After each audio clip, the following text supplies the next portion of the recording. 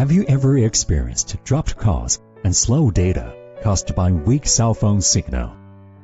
If yes, you may need to install a cell phone signal booster.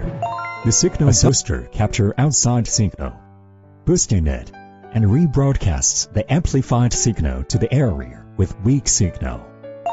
We will show you how to install a signal booster at your home or building in a few steps.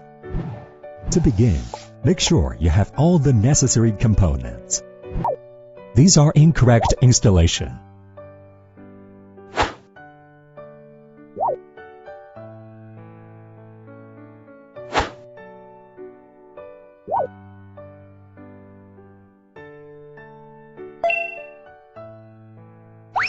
The signal booster can be installed in any location, but signal booster with a built-in antenna should project towards the area you want reception.